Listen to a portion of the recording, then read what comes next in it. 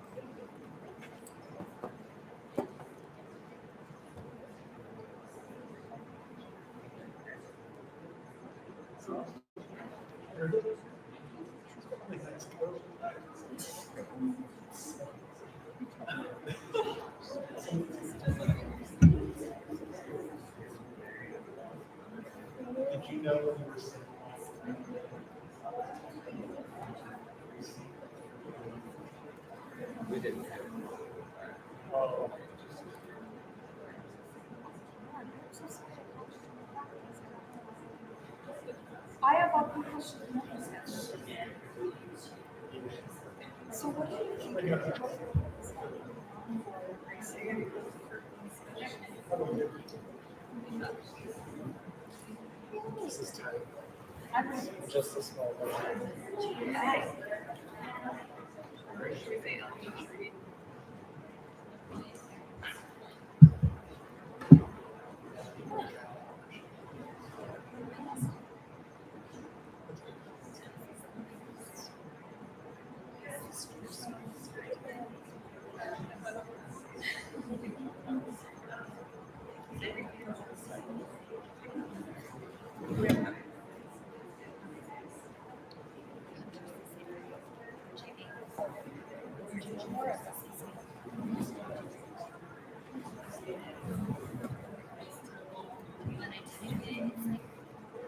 All right, we're going to go ahead and get started. We have one panelist here and another is lost over in the Cypress campus and is making their way over here to the Brockbank campus. And my third parent, Rachel Kimball, unless she's in the audience, I'm not sure what happened to her. We did have our teacher, Melanie Nichols, and Christine Christensen back out at the last minute due to some school conflicts and a family issue. So I apologize. We tried to have a good panelist here for you, but we still have a great parent who's talking to Trent, I'm assuming. We're going to go ahead and do introductions, and we are live streaming this, so the recording will be available at a later time as well on the website and link that we provided. So first and foremost, I'm Ben Horsley, and the Chief of Staff for Granite School District, and we're working with your communities through the reconfiguration process over the last 2.5 years. I'd like to have our board members who are here with us, if they wouldn't mind standing, and they can be recognized.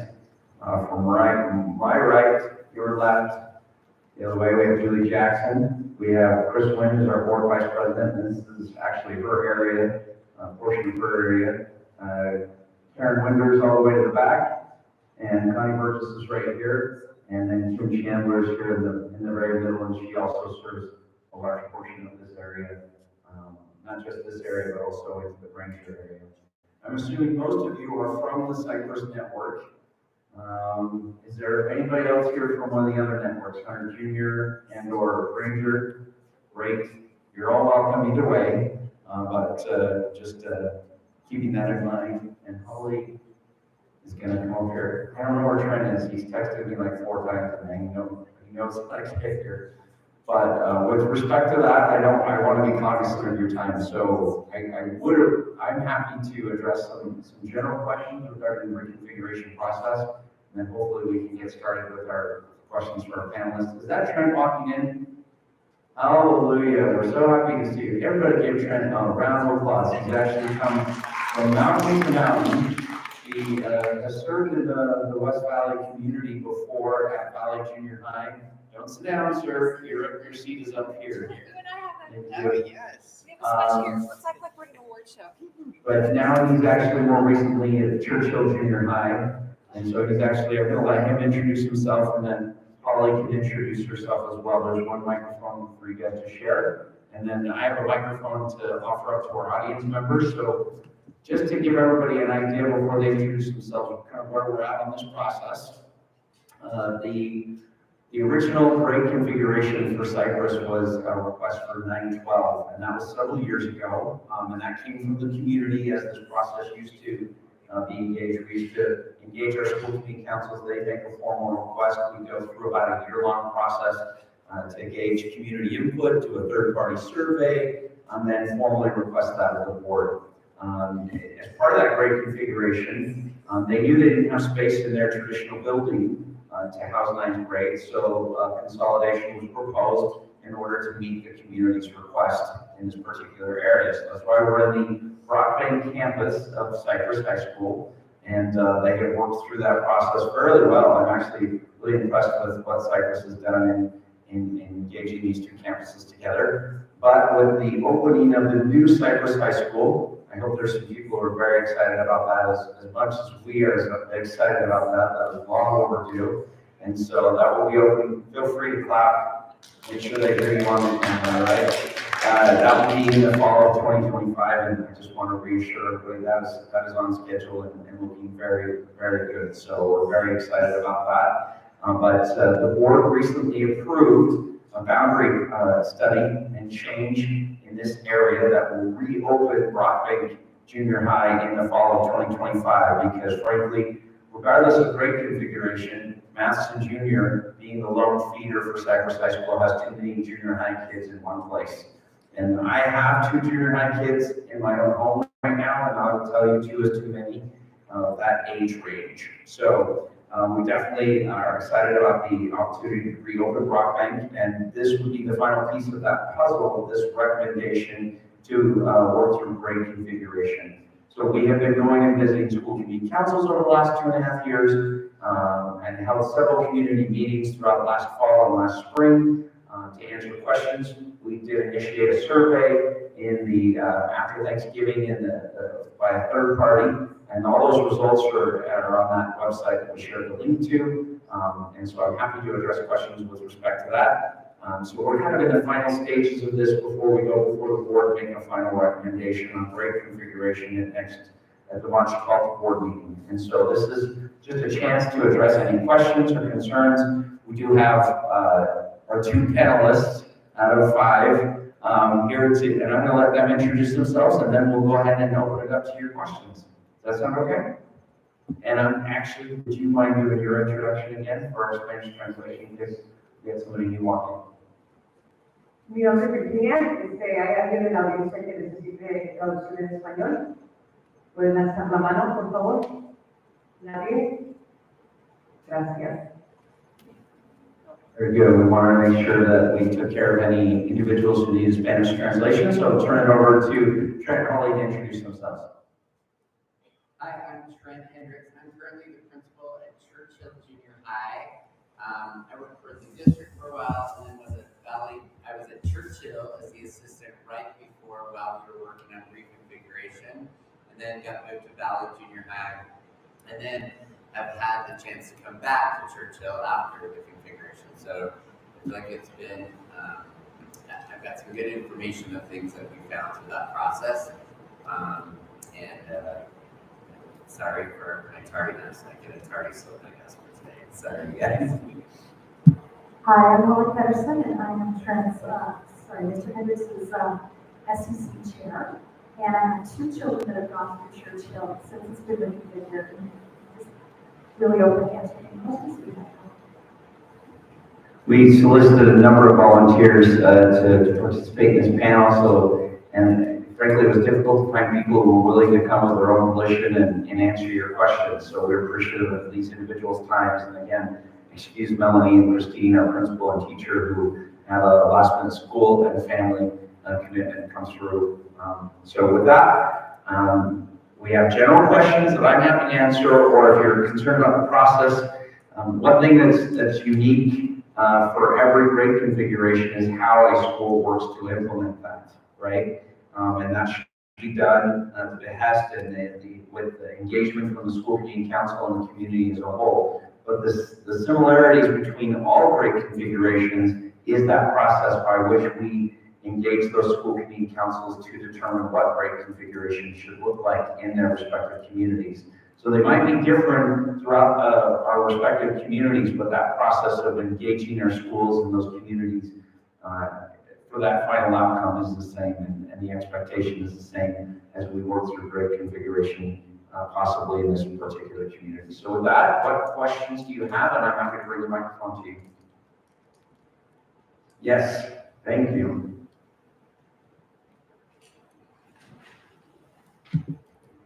I have some concerns or questions about what's going to happen with the special education students.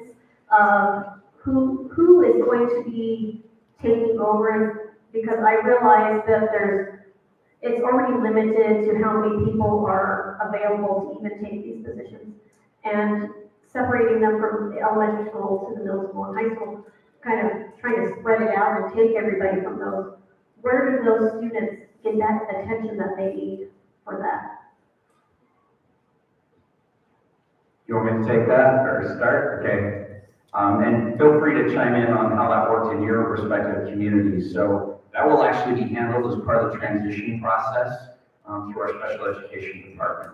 And so as they work to identify, most of you are aware who have students for special education services, we try to place those students in units or in service locations that are as close as possible to their home location. And so that process, those locations of those units adjust on occasion every few years because those populations may shift, right?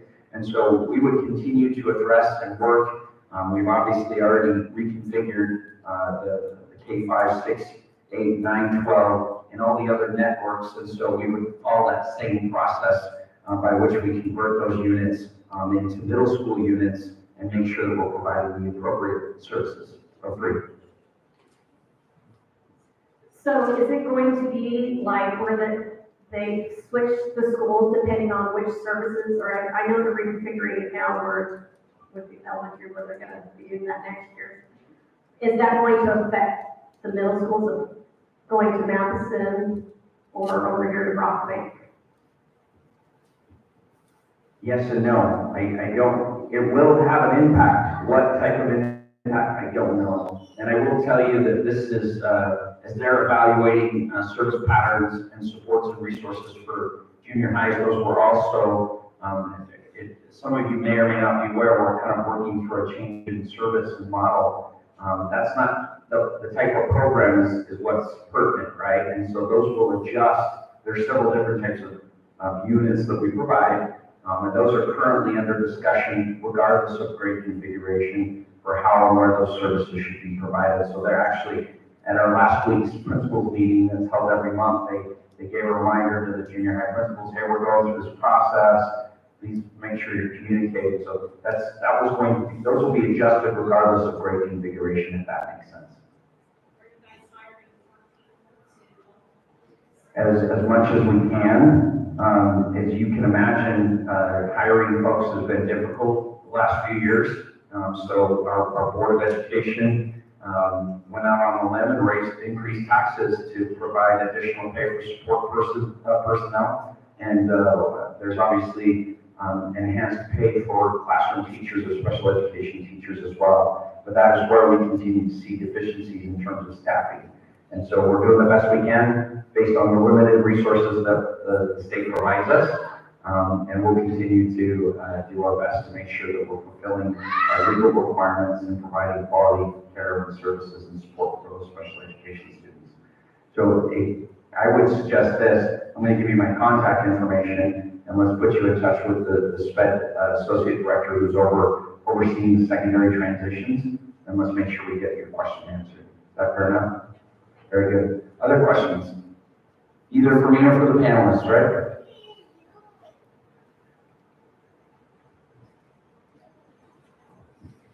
I have a concern about advanced placement, or not advanced placement, but advanced curriculum for people, especially the ALC programs being fed into the junior highs. And will Brockbank or will any of the junior highs have a more focused advanced program or honors program, or are they just left to the demographic distribution? Oh, and sorry, I have one other question. Is there a way that we, a whole separate issue, is there a way that we can volunteer to get on the community council for Brockbank now so that we're jumping in and getting prepared? I'll take that last one in a second. Do you have any thoughts about ALC or how that was impacted in your community? It may or may not. I know Morningside's an ALC, so. I am really sorry, but You want me to say that again? Yeah. She's just curious about how, I don't want to put words in your mouth. Would you mind saying the ALC question again? Is there going to be a focus school for transitioning kids from an ALC into honors programs, or is it just going to be the demographic distribution of where they're routed to? Maybe I should take that then. Sorry. So with respect to that, those are based on demand and testing. And so as we get more kids who are testing for ALC, we are looking at enhancing opportunities in respective communities for access to those programs. Currently on the west side, I think we only have 2 ALC options. We noticed as part of the last year's boundary study, separate from this reconfiguration process, that it was brought up to our attention. It wasn't that was the first time we noticed, but we acknowledged the fact that there were no ALCs really west of 5600 West and or DLI programs, dual language immersion, or other STEM type of opportunities that are existent.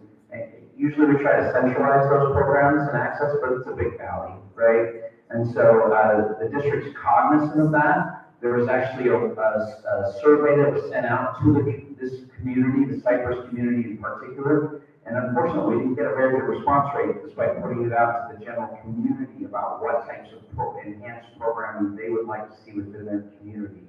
And so we're actually going back out to several of the elementaries in the area, whether that's an arts integrated model at one of these elementary schools, whether that's a dual language program in this area, or if it's an additional ALC unit. Those ALC units have traditionally been geographically placed to benefit the most amount of students, right? And so we continue to evaluate that moving forward. I will tell you that as part of the limited amount of responses that we did get, which was, it was 200 or so, but for the whole network, we were hoping to get like 2,000, right? And we were hoping to get from people who aren't attending our schools what would attract, what types of programming are our families looking for in this area so that we can be providing a market-based approach to some of these programs, right? So again, we're doing some focus groups at those respective schools in this area, in Magna proper really, because it's our hope and desire with the launch of Cypress High School that we could turn one of these schools, perhaps, I don't want to say rebrand, but kind of reinvent that school and provide some of those enhanced learning opportunities within this community. That will be based on community input though. So again, those ALC units could move. They've generally been traded decentralized. You have one on the south end of the valley, the south end of the valley, and one on the north end of the west side of our district. And maybe it's time to have one of those go a little further west as well. So that's certainly something we're considering separate from the reconfiguration process.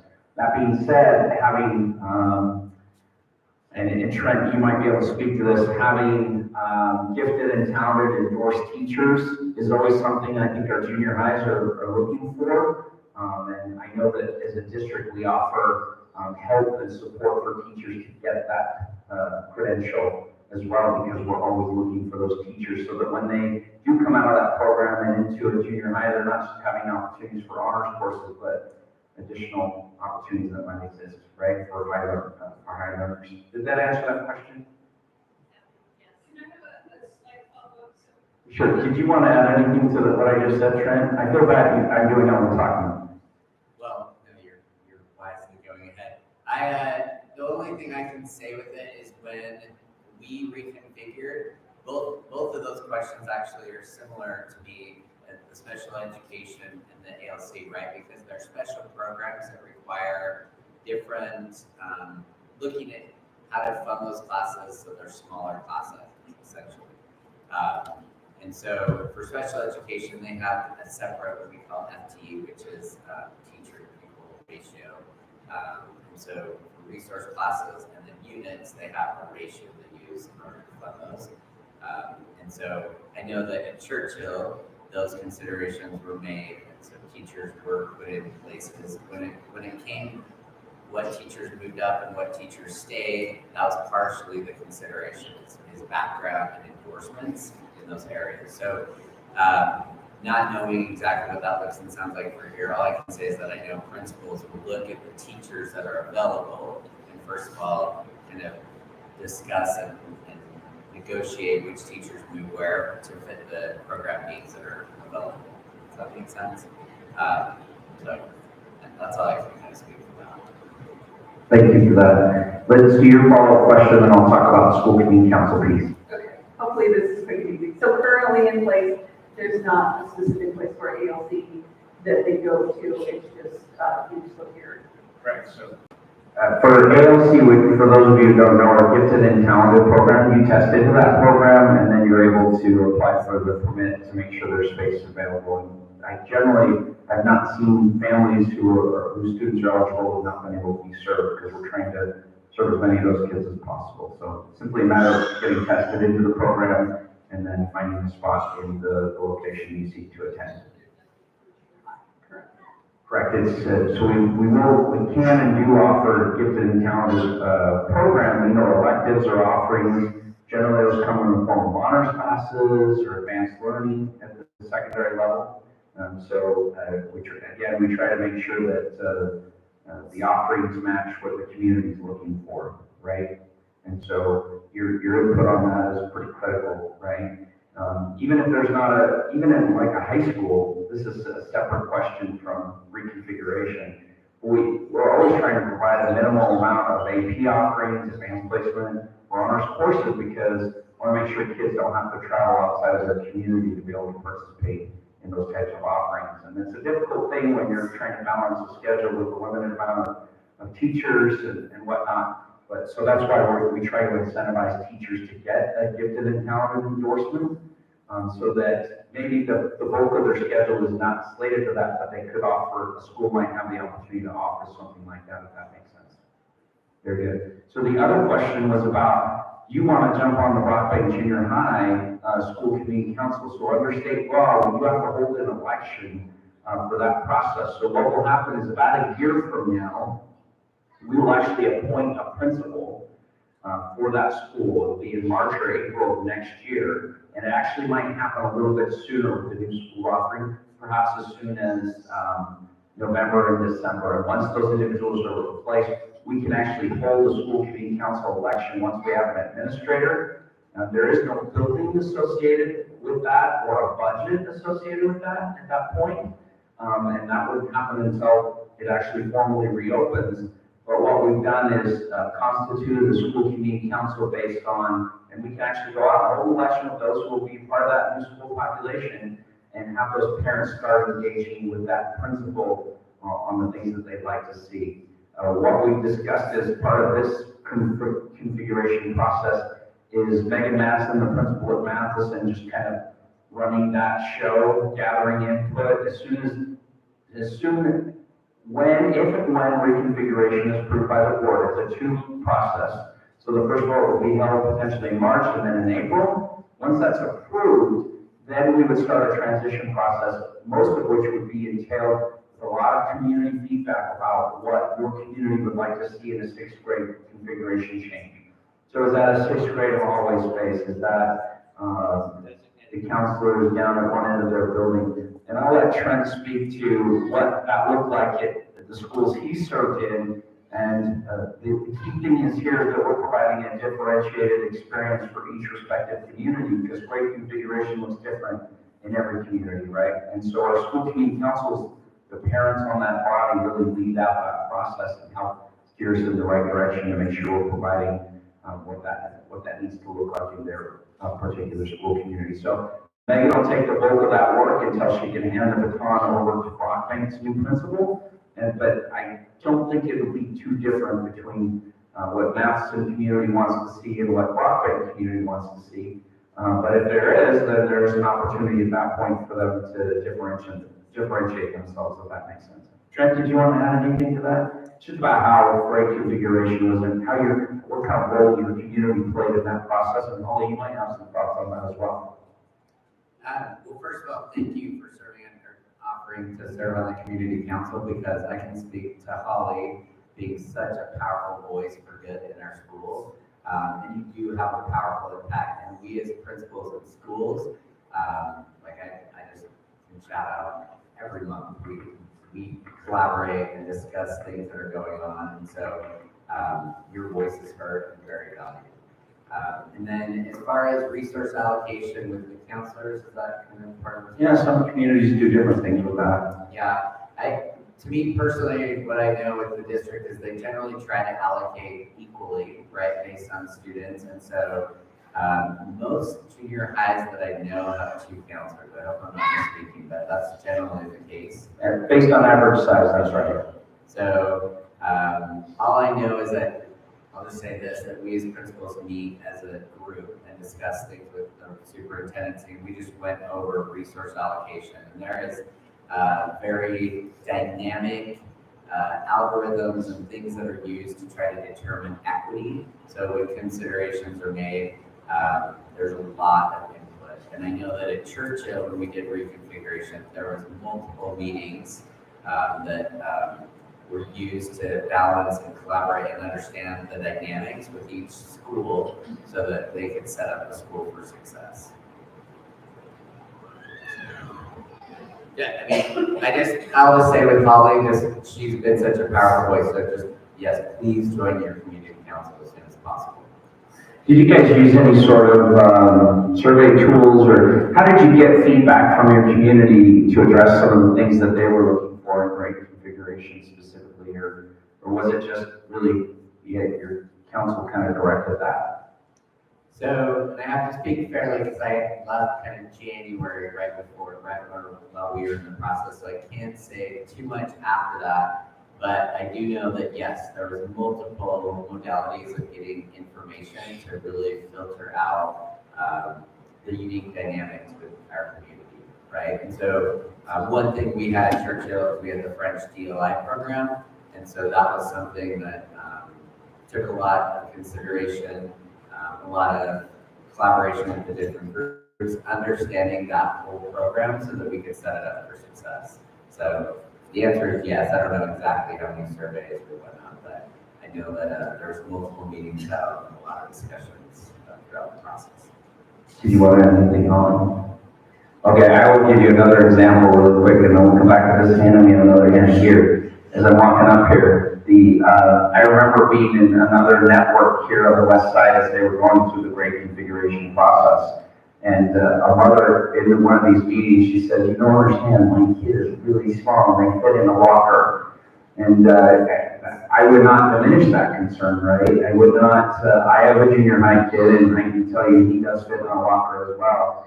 But the point is that regardless of the location, whether sixth graders in the high school, I don't know what she's talking about my microphone, but everybody can hear me okay, I guess I gotta be in range here or something. Regardless of the location of that grade, we would want to make sure that we're working to address the social and emotional concerns that parent might have for their child and the needs that specific child might have or want, whether it's academic in nature, providing appropriate classroom opportunities or advanced honors classes or gifted and talented programming, or if there's some emotional needs that we want to make sure that we're working to support or help.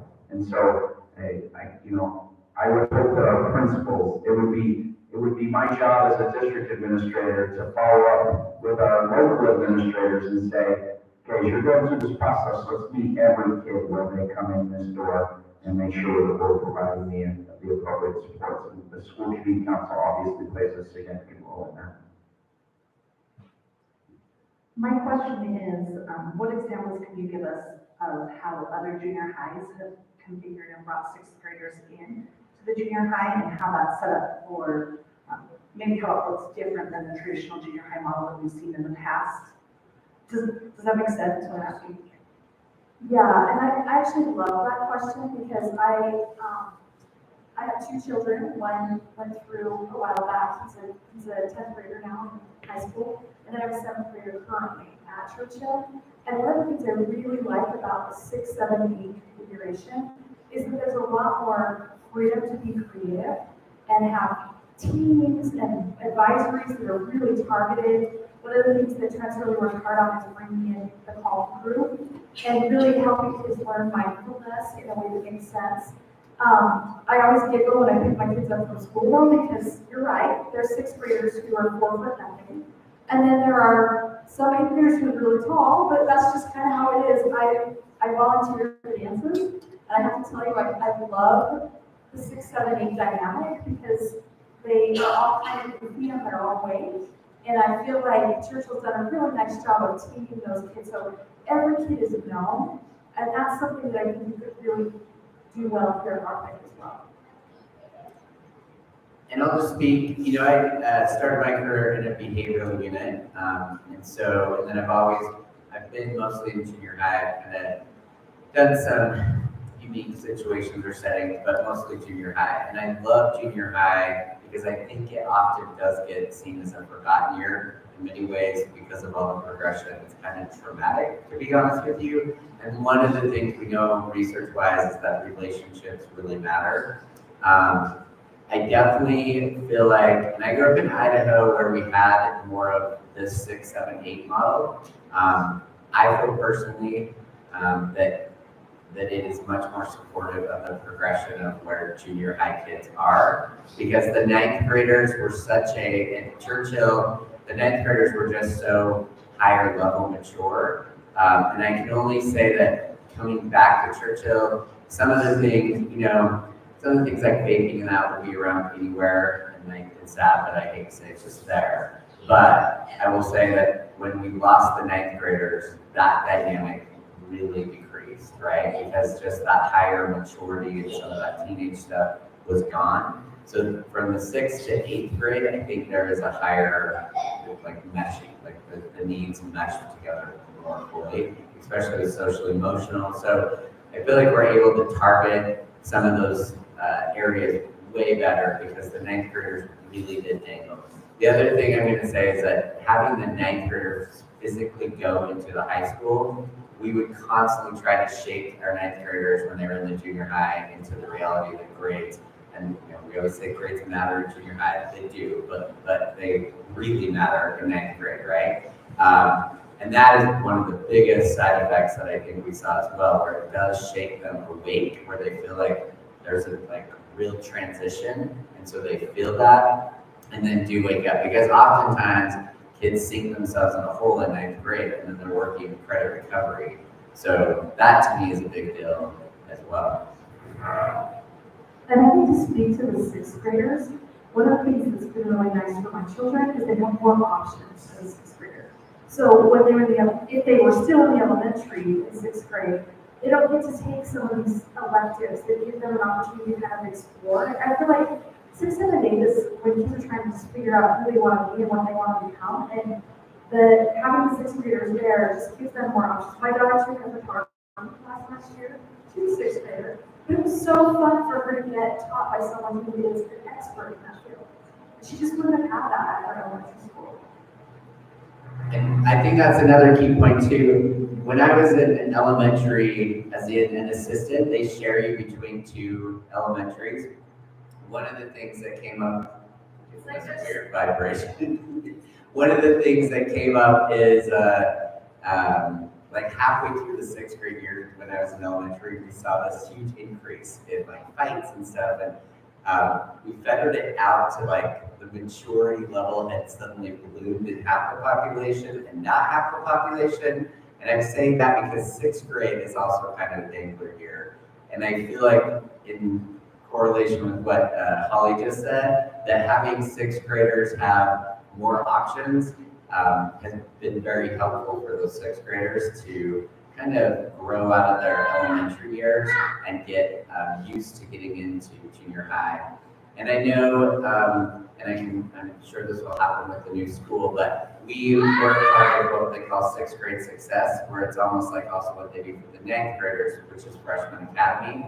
Both of those programs are set up so that when those kids enter school, that they have extra support. So like for our 6th graders, we have a designated curriculum where they get top organizational help, organizational skills, they get extra social emotional lessons. The first 2 weeks of school, we walk them around the school and show them everything, how to navigate the school. And then we also set up kind of a mentor advisor specifically for them, so that when we have grade level meetings, they can advocate for some of the things they're seeing with the 6th grade. So a lot of ways we set up our system in our school, so it's always interacting with the new data that we get and modifying itself to adjust. But that's where 6th grade, I feel like for Churchill, has definitely been more served in a better way, because we're able to understand that dynamic a little bit more and give more options. So I would just quickly add, for my experience and seeing what's happened in some of the other junior high, we have 16 junior highs, right? And so they've experienced a number of deviations that they've chosen to do with their respective community. And some communities have chosen, based on the feedback from their respective communities, that we're just going to house all of our 6th graders in this wing. We're going to separate them from the general population to the degree possible. We're going to put all their core classes in this wing where we use lockers. They were all in this location. And the counselor comes down and works out of this office location. That's an example of something. Some communities have gone all the way away from that and tried to integrate those 6th graders to the highest degree possible. And again, I would just reiterate, it really should be what's driving your community's needs and desires for your respective needs and wants, right? So I would just reiterate that portion. Sure. Ben, can I just add one quick thing? That was probably one of the biggest fears we had going into reconfiguration, was that our sixth graders were going to be picked on by our seventh and eighth graders. We did set up separate hall, like kind of a separate wing.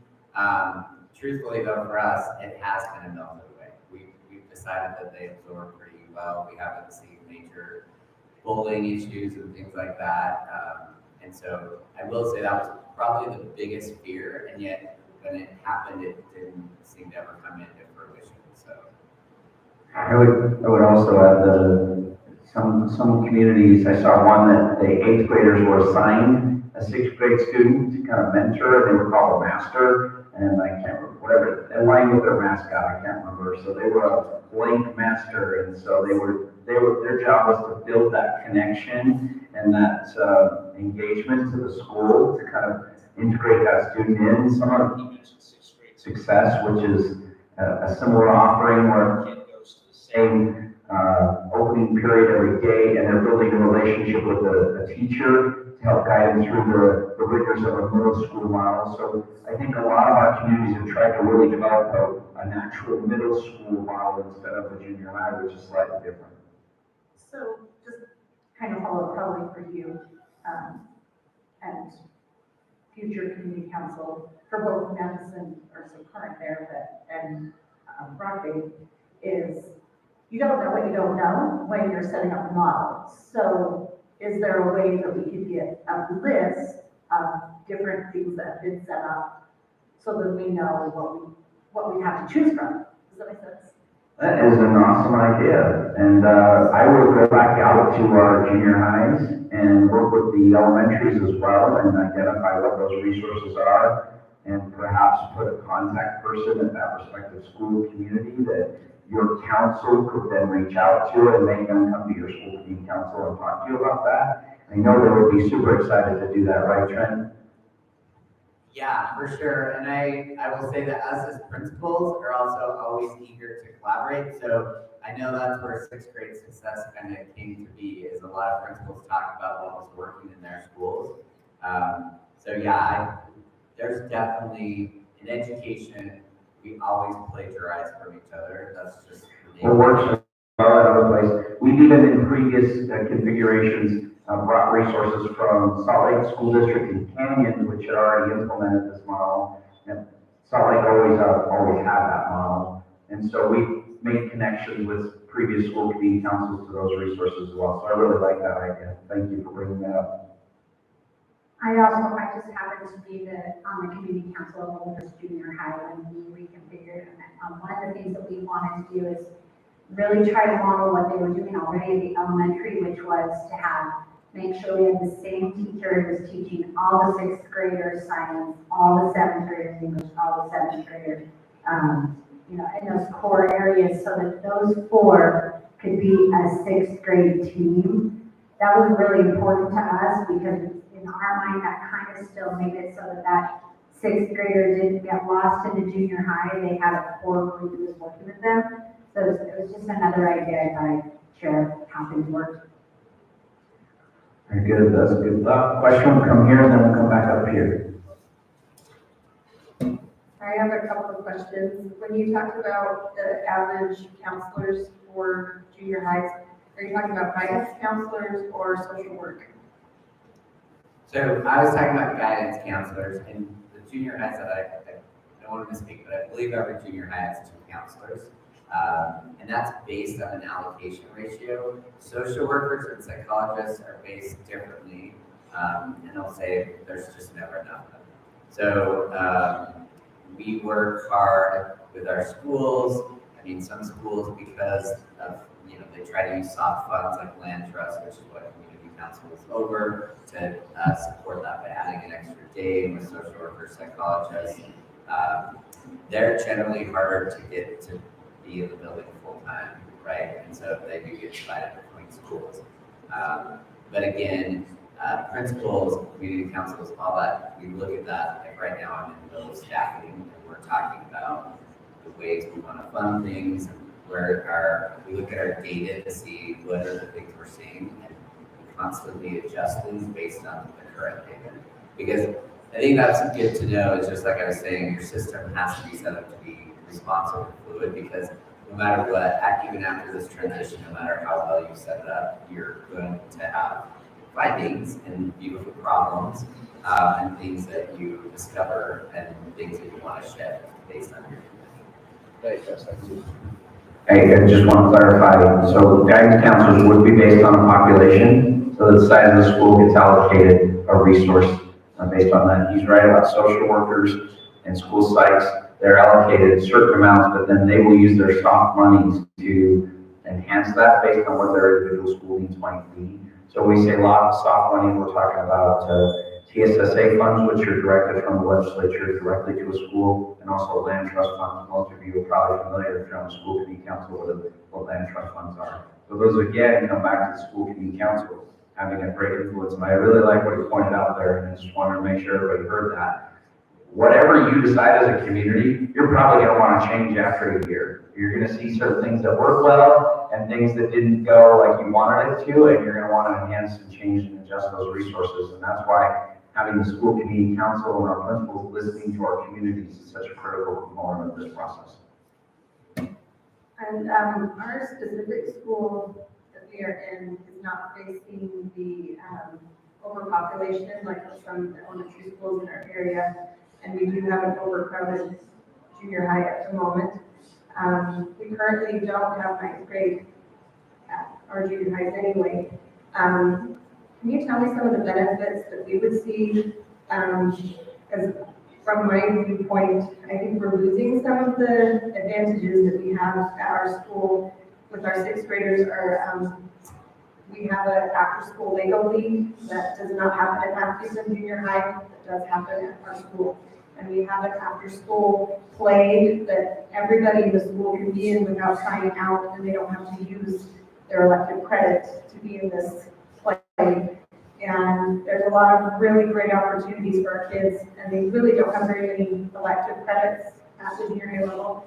And just going on with what Holly said about their kids being known, with our school not being overcrowded, I feel like our sixth grade team, they already know my kid is not even there yet. And I mean, how are we going to ensure that with the overcrowding that we have and configuration changes, like I just don't want these kids to get lost and not have those opportunities that they do have right now. Hi, I'm really glad you brought that up because that's where school committee council really can make a difference. We do have Lego League at our school. We have a lot of after-school programs, and those are organized based upon what we as a committee council think their needs are in concert with the teachers. So I don't think people would necessarily lose those things that you're loving in your elementary school. I think it just might look a little bit different.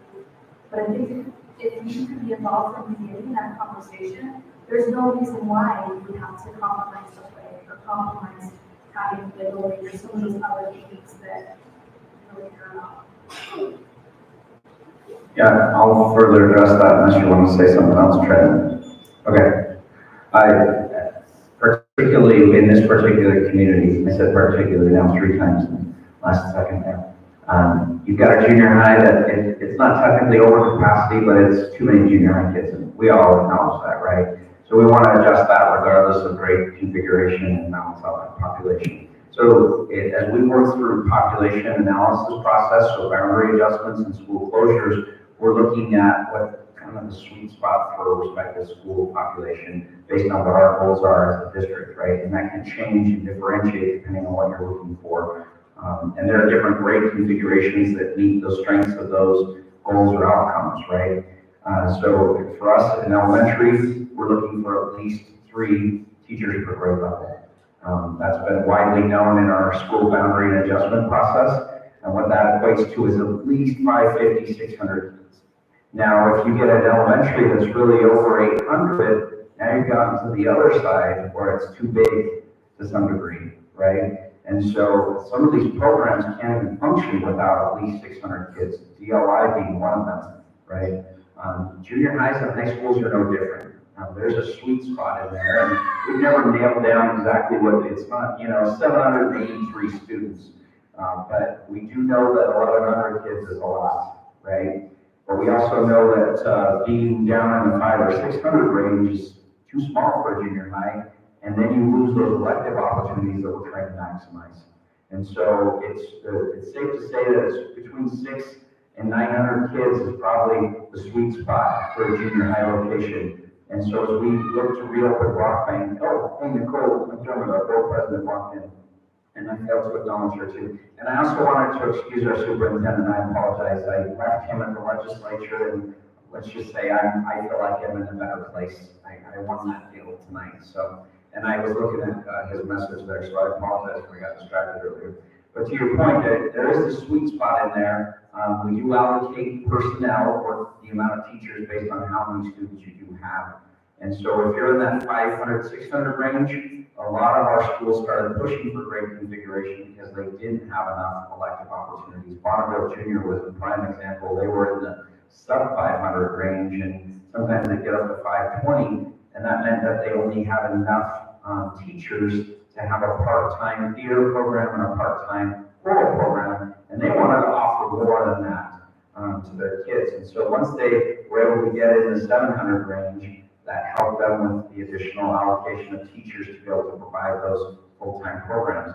So again, to your point, if we have too many kids, we're losing the opportunity for the connection, right? So that a 6th grade success program might bring to build those connections with not just within the students themselves. Being too small, that's great, that's a benefit there, but then they lose the academic offerings and elective opportunities. So again, it's about finding that sweet spot. We don't want them to be too big, where they get lost and there's so many kids going out for the school play, for instance. But at the same time, we want to have enough kids that we can have a band and orchestra program, which I know Valley Junior doesn't have the ability to do right now because there's just not enough kids with the 7-8. And so it really is about finding that sweet spot. We're trying to place your populations. You guys are the variable there, right? Because you're going to choose to go where you want to take your kids and respect your right to be able to do that. We're also trying to predict your behavior so that we can make sure that each school, whether it's Brockbank or Matheson or Hunter Junior, all have a sufficient amount of student population to maximize the opportunities, yet not diminish the ability for educators to connect with your child and have a positive influence in their lives. Did that help answer that question? Maybe not completely. Do you want to follow up at all? Or? Just, I guess, would there be a way to make sure that some of those things are in place? Like, Yes. I feel like you're going to. The way you're gonna do that is being active on your school committee council. Okay. And then, That's why she was already asking me about it. I could just, can I just ask one more, sorry? So I'm in school right now as a marriage and family relations student, and after learning more about human development and that at this age range, they really have a tendency to disengage in school. And I guess, is there any evidence that putting them in junior high at the 6th grade level is beneficial academically? I have a thought on that, but I don't want to, I came to hear you guys if you have any thoughts. Well, I don't know research on it, but I do know that the Utah Middle Level Association is kind of the recognized program, and to me, that's kind of an evidence because we as principals, when we were 7th and 8th and 9th, never did that model, right? And so I know there's research out there, I just can't point to it, but I can only say my anecdotal evidence is that the 6th graders, I feel like get a way more rounded experience by being at our school. I would simply add to that by indicating that you can find research to support just about any type of grade configuration you're looking for. And so I would say there are probably pros and cons to placing 6th grade. I want to be very transparent. This is not intended to be a silver bullet. It never was. This is about, in our mind, improving academic opportunities for all of our students and getting them on track to success. There is lots of data points of engaging those students critically with those 6th graders right when they come into that building, and it's just as important, if not more important, for our 9th graders. There's actually a big pivot point there for dropouts at that ninth grade year. If they don't feel engaged with their school community, which is why moving ninth grade up was pretty critical, because you saw that separation when they were hanging out at the junior high, and it counted, but you weren't in a different environment. So what's really different?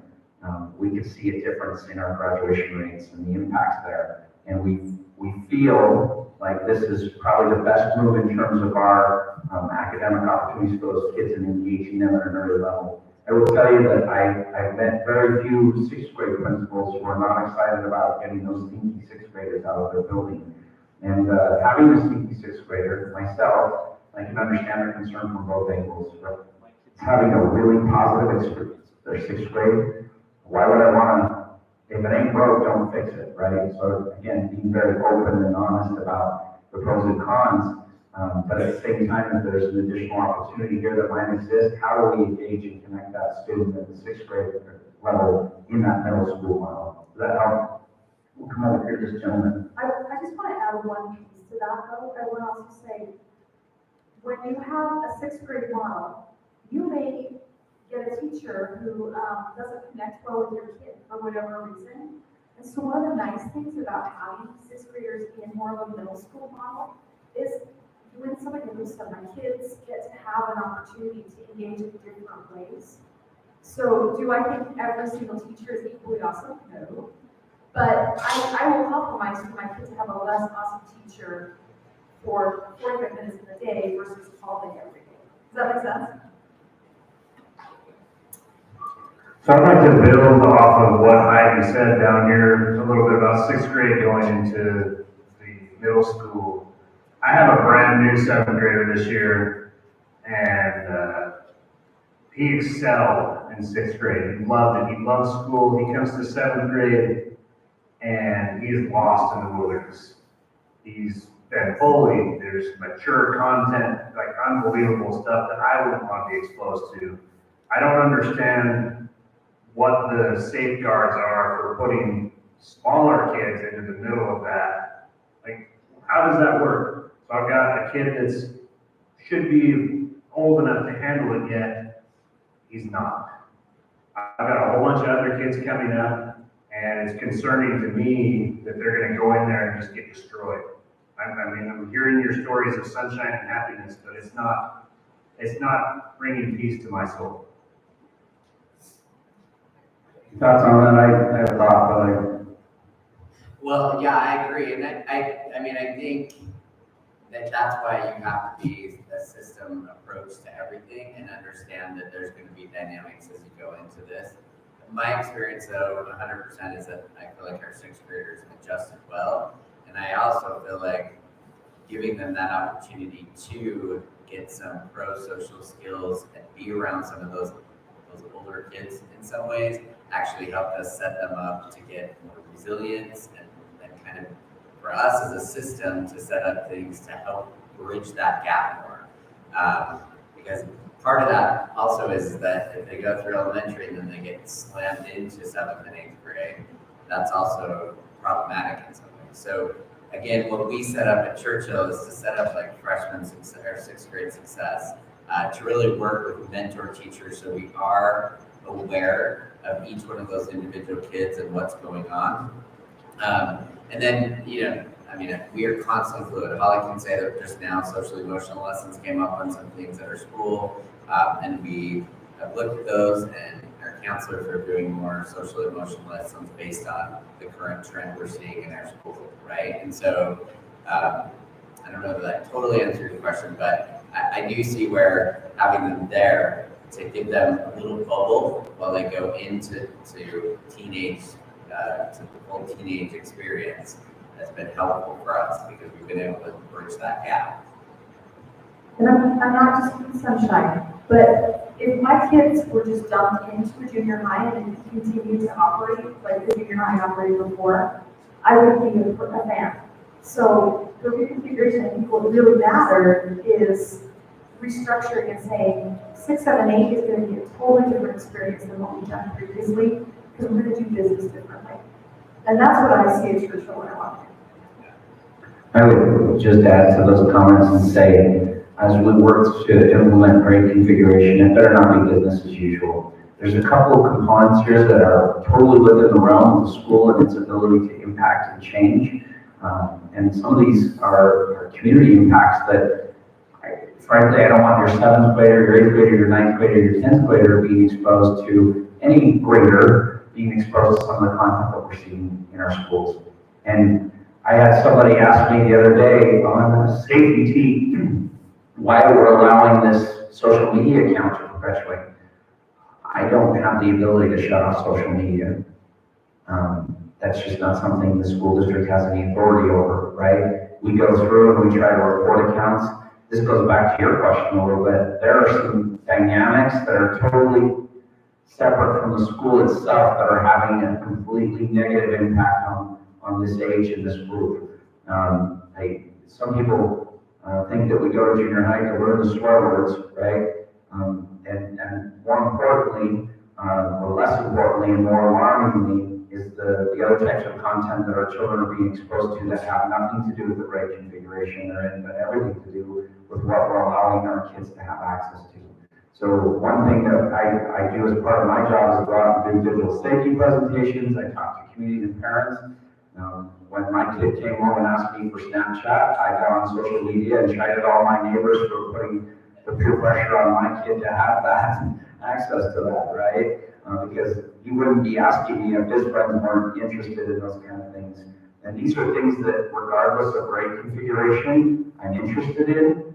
We need to work together as partners, as educators, and as families to address and make sure that we're providing the resources that we have the ability to, and to the degree that we're engaging our families, that they feel welcome in our schools, that they're providing that support. And unfortunately, we see every single day things coming into our schools that have nothing to do with school. And they're a reflection of sometimes the challenges the community might be experiencing, right? And so we're here to work with you as a partner to make sure that we're providing every safeguard possible on those fronts. Well, I'm not too worried about social media. I can control that. I can take a device away from my kid. Obviously, he might get exposed to something from someone else. I'm talking about safety in the halls, in the classroom. In one instance this year, my kid was tied up to a chair in the classroom and they held scissors to his neck. Okay, that's pretty crazy. The teacher was in the classroom, nothing happened. I don't understand how that can occur. And I mean, do we have resource officers? Can we arrest kids in the class if they're doing stuff? It doesn't make sense that can go on, and then we want to put 6th graders into that. That's my fear. Well, unfortunately, we are seeing since COVID an uprising in violent behaviors and challenges and difficulties. I was just up on the hill talking about a school safety bill, and additional resources for schools, in addition to more social workers and more resources. But I regret that happened to any child. That shouldn't happen. And we need to do everything we can to prevent it. If the teacher's not providing appropriate supervision in the classroom to the extent that kids are surrounding another kid, tying them up and holding scissors to their neck, then that's a supervision problem we need to take very seriously, and that's a violation of our policies. So we want to take corrective action on that. So I hope it was reported appropriately. Yes, that would be considered a violent offense that could be, that student should be taken in custody. And more importantly, on our end, separate from a criminal charge and the police doing their job, is us as school administrators working through the safe school process and removing that child from the school, the traditional environment, and putting them in an alternative program until they mitigate appropriately. That is completely unacceptable. You're not going to hear an administrator or a board member in this room say that that's okay, because it's not. And regardless of whether it's a 6th grader involved, because we do unfortunately see violent issues within this community. Just a few months ago, there was a pretty aggressive fight where a kid got thrown into a radiator and cut his head open. And I'm sorry, the kids might have been traumatized as a result of that action, and oftentimes we struggle to get parents to engage and help us support appropriate behaviors in classrooms. By and large, most parents are amazing and they want to engage, but we do on occasion see parents who are unwilling to or unable to, right? And so again, this is this is something we need to keep working on together. Please know that we're doing everything we can to provide the appropriate resources to help ensure the safety within our schools in and of itself. So I do want to push back though, because to some degree, I am so glad that you are engaged in controlling your child's access to social media, and unfortunately, most parents are not.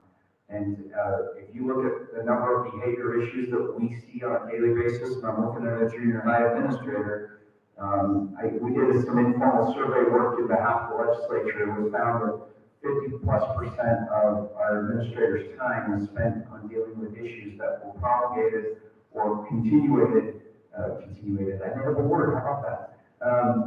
As a result of social media. And if kids didn't have access to that resource, the issue would have flamed out and diminished significantly. And so, unfortunately, some kids look for drama, right? And they get a big in some of these platforms, right? So that is something we still need a lot of help and support with, and the legislature's starting to kick in with some of these resources for parents. We just need to engage together and work, regardless of grade configuration. We need to make sure that our schools are a safe place for all of our kids and families. Did you want to add anything on the social media thing? Yes, I looked at you, but I didn't give you a chance.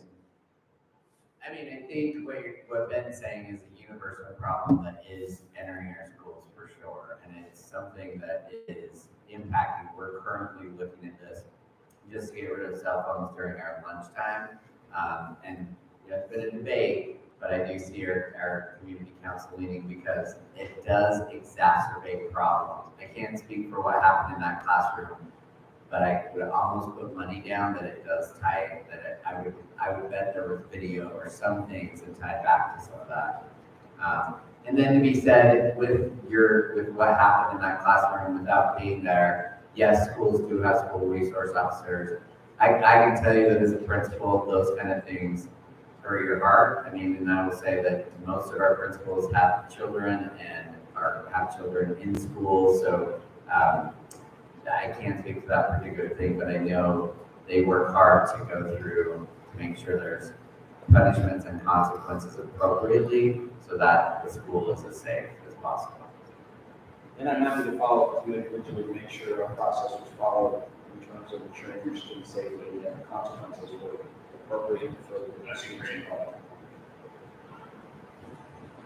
As far as my neighborhood goes, we live in a very walking friendly elementary school, and I'm not concerned about my sixth grader walking to sixth grade out of the elementary school or walking home from it. I am highly concerned about my sixth grader trying to safely get to Matheson where there's sidewalk chunks missing, busy roads. And for some reason, I'm not sure why, but the bus doesn't come into our part of the neighborhood. And so will they be opening up additional bus routes or some other safe way to get them to school?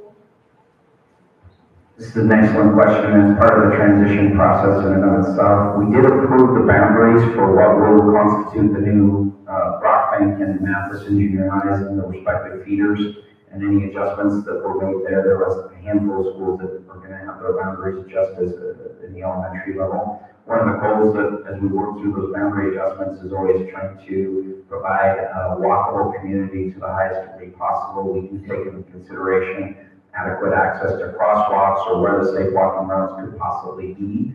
But I will tell you, having done this for quite some period of time, there is no perfect solution. And so oftentimes, a lot of those questions and concerns continue to linger, and we need to make sure we continue to address them.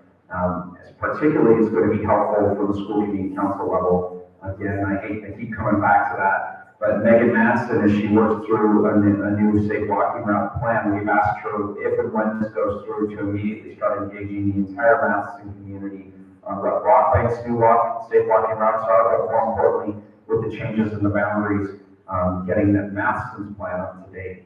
And you are our parents, I don't know what your front porch looks like, I don't know what every facet of your neighborhood looks like.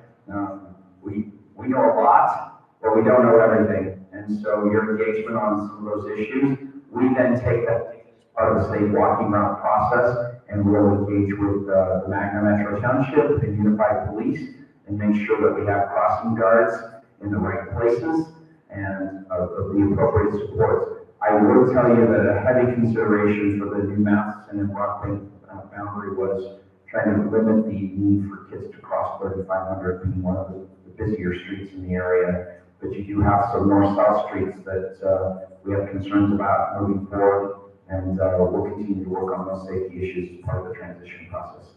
That was a really long answer. I hope it was adequate. I will tell you that no matter what we do, we'll need to change it at some point, because what we think will work and what the local municipality might do may be insufficient. Or maybe we just see more kids coming from a different area, so they want to move that crossing guard or the lighting, etc. And we work with our municipal partners on all those processes, if that makes sense.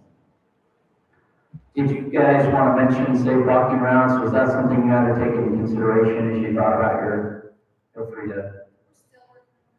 Yeah, I mean, every year we have to update a plan based with community council is over safe walking routes.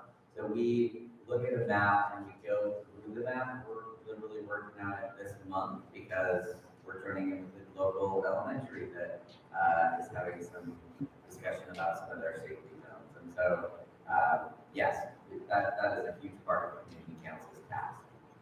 I would just add that I met with your mayor, Mayor Barney, just the other day with our board.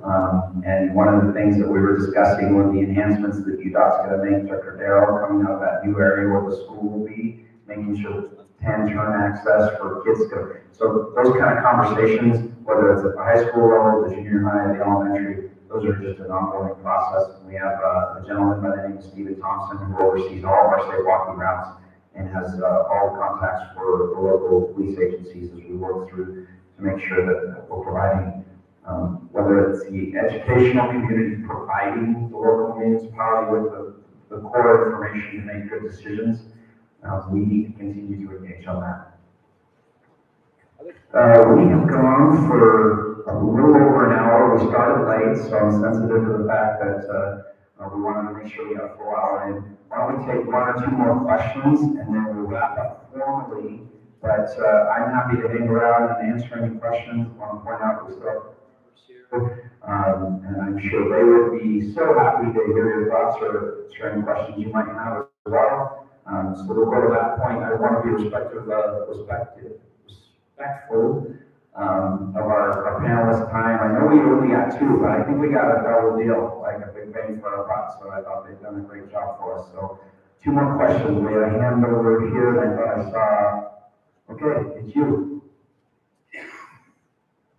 And you were mentioning about follow-up studies. I was wondering, have parents been able to given a follow-up input on what they've seen happening after? And I really want to get into special education because yes, I have a kid in there.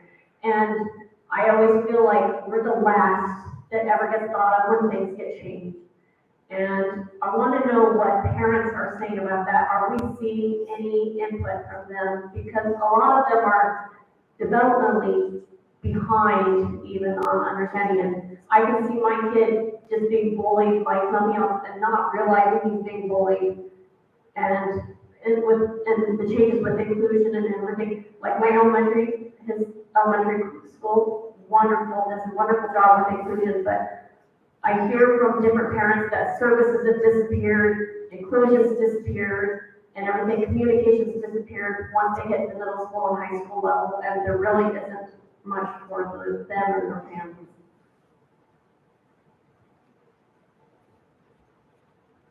I'm not gonna try to answer all your questions, but I will say this. I think if you were to survey our community today, you would not, nobody wants to go back. Nobody wants to go back to putting the sixth graders back in the elementary. It's like, we've worked through some issues, for sure, we've learned some things, but we've learned together as a community. We were just discussing, I'll try to think of a parent that was around when we did it, just so you can get, bless you, just so you can hear directly from them. So when we leave here, feel free to get my number and contact info and the future aid stuff, and I'll try to connect you with one. And also thank you for advocating for special education. honestly, because I know that is a group that needs that attention, and we are aware that they're an at-risk population for some of what you're talking about, bullying and things like that. So I know for all the principals I work with that we understand that there's a dynamic there where we need to protect them and help serve them in the best way possible. I would simply add that as part of the information and collating for the presentation of the board, I'm meeting with the special education director on what those services look like in a reconfiguration model. So that is something I know the district's thinking about, but I will tell you the district and our policies and our processes, they may be good, they may be well thought out. It always, the big difference is when the rubber hits the road, right? And when we see for implementation in an actual school environment. So if something's not working, board members want to know about that, right? I want to know about that so that we can go back and make appropriate adjustments, whether it's regarding special education or any other sort of programming, curriculum, or resource that we provide or should be offering. The reality is kids are not just put on a conveyor belt and filtered through, and we just drop on their math education here. Each kid in each family should feel welcome in our schools and have the opportunity to have a differentiated experience where they get what they need out of this public education and spirit and experience. And I know that's the vision our board has and the vision of our superintendent as well. So again, they made modifications as time went on. They saw some things work better than others. We may be putting forth a special education service model that looks good on paper, but implementation doesn't work as well as we would hope, right? And so whether it's a specific school that's struggling with implementation, great, let's come back and address what needs to happen at that particular location, and or if it's the program in and of itself not meeting the needs of kids. Your board members want to know, the superintendent and I want to know as well.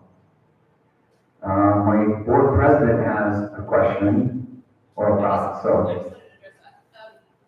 So I was with the Benyon Junior High PTA meeting the other day, just for your question. I can't speak to how the special ed went, but I was sitting there and they were discussing that action, exactly what you were suggesting. Has there been a survey for how the other ones that have already gone through reconfiguration, how they feel? And I sat there with somebody who, she has her son he has Down syndrome, he is in first grade, so he's starting kindergarten this year. So he will be coming up. She has concerns, but she had huge concerns when we went through reconfiguration. And she said, I completely feel differently now. And she suggested that maybe we should do a survey because she said, I think a lot of people, once they do go through it, feel differently. Now, I think it's a fair question, and I think especially the special education part is a good, we need to keep an eye on that for sure. But I'm just offering that because I sat there at that PTA meeting and I was kind of blown away. I didn't know how they all felt, so it was just interesting. I think what the critical point here is that in Brandon School District, we adopt and adhere to the philosophy of continuous improvement.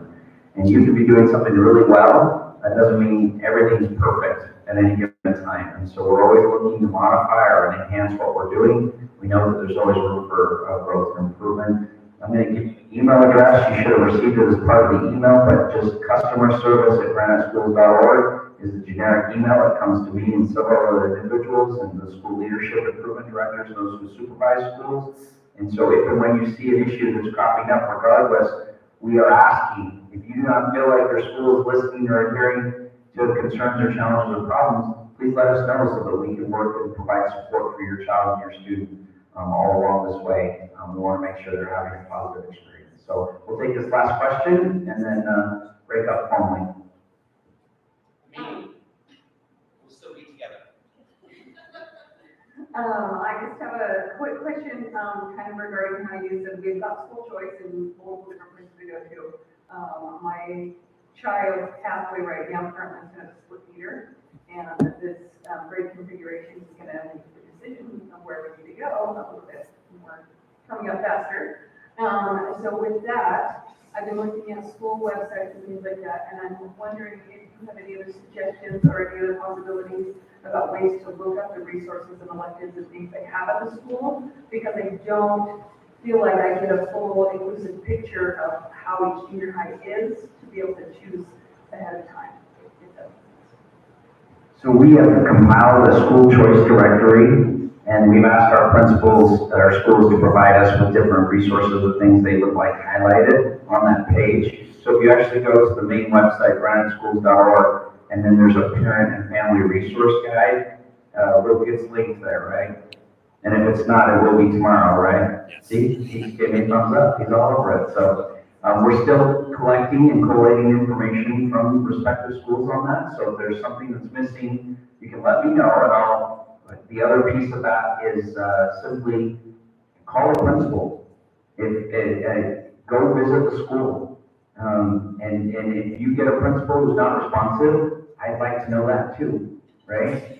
So in reality, our administrators are incredibly busy. They're doing a number of things, but I think they would always take the time and make the time to show you around their school, show you the highlights of their school, the things that they're proud of about their school location.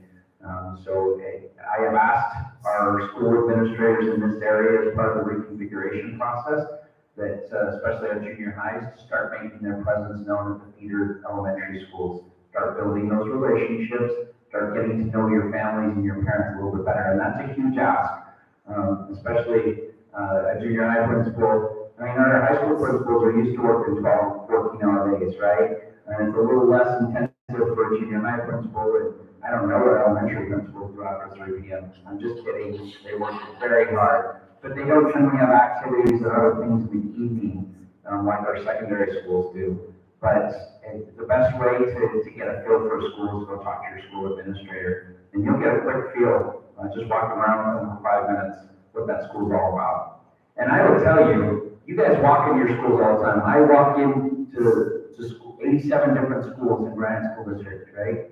And within 30 seconds, I can tell you what a school's about just by walking in the building. I can feel what the school's about. I can see what the environment looks like. I can walk down the halls. I was at Fremont Elementary over in Taylorsville just the other day, and we were waiting for a meeting to start. I'm like, would you just give me a second? I want to walk the halls, right? And just walking down the halls, I get a sense and a feeling of what a school's about, what it cares about, what its values are, what its mission is. Some schools, unfortunately, have bare walls, right? And others are filled with artwork, and you can walk in a classroom and just get a feeling of what a teacher's like in the same sense. And so we want you to feel comfortable walking into our buildings, meeting with an administrator, and getting to know those schools and feeling very welcome in any Granite School District school. So if you're having a lackluster experience of trying to do that, please let me know. With that, I sensitive to your all's time. It's a Monday night. I'm sure most of you, when you were looking at your calendar or at Christmas time, you didn't think you were going to be spending your evening doing this. So the fact that you're here and you're engaged, whether it's a question or a concern, let me just thank you in behalf of the Board of Education and the Superintendent. You are what make education work. We can't do it without you. I mean, seriously. It does not function and work at a high level without quality parental engagement, and you are part of that engagement tonight. So regardless of the outcome on Reconfiguration, again, please communicate with your board members here. You can use that email address I already gave you, customerservice@graniteschool.org, if you have additional questions, or if I can follow up on something that I told you I would follow up on tonight. That email comes directly to me as well. So please make your thoughts known. Please let us know. I expect this will be on the board agenda at the March 12th board meeting. We have an additional meeting, Hunter Jr. on Thursday. I don't even know what day it is. Is it Monday? Did I say that right? Okay. On Thursday evening, when the legislative session ends this week, things will calm down. I'm sure of it. I'm pretty sure about it. So again, thank you so much for taking the time of being with us here tonight. I'm going to hang out as long as there's a question. Let's give our panelists a round of applause. I really guys took away. Thank you so much for coming. And with that, we'll close the meeting. Thank you so much for being here tonight.